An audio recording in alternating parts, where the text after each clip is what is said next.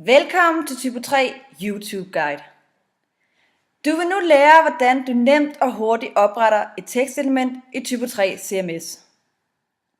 Lige nu befinder vi os på velkomstsiden i Typo 3 Backend. Øverst til venstre på siden finder du menu med de forskellige værktøjer og funktioner, som du har til rådighed i Typo 3 CMS. Når du skal oprette et tekstelement på din webside, skal du først vælge den side, som indholdet skal indsættes på. Hvis du ikke allerede har valgt sidevisning i webmenuen, skal du først og fremmest gøre dette. Når du i sidetræet kan se den side, som du ønsker at arbejde på, klikker du på sidens titel. Vi ønsker at tilføje indhold på siden standardside, og vælger derfor denne side i sidetræet. I højre kolonne vil du nu have haft muligheden for at se eksisterende elementer, der kunne have fundet sted på siden. Da vi endnu ikke har oprettet indhold på siden, ses der på nuværende tidspunkt ikke nogen indholdselementer. For at oprette indholdselementer på siden, skal du klikke på ikonet med det grønne plustegn. Valg af elementtype afgøres af den opgave, der skal løses. Da vi ønsker at indsætte en simpel tekst, skal vi vælge almindelig tekstelement. Hvis din tekst derimod skulle ledsages af et billede, skulle du vælge tekst med billede.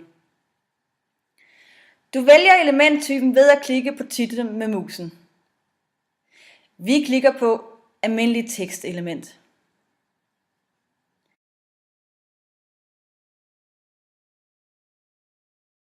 Elementets egenskaber er for overblikets skyld fordelt på 3 faneblade: generelt, udseende og adgang. Vi vil fokusere på fanebladet generelt, der indeholder de generelle informationer om elementet. Når tekstelementet skal ledsages af en overskrift, skal du benytte funktionen overskrift. Her har du samtidig mulighed for at bestemme, hvilken type overskrift som tekstelementet skal have.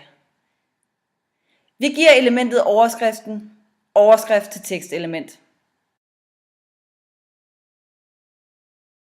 I brødtekstfeltet får du tildelt en række funktioner, som er kendt af de fleste. Der er mulighed for fed og kursiv tekst og understregning. Du kan lave lister og indryk, samt klippe og kopiere.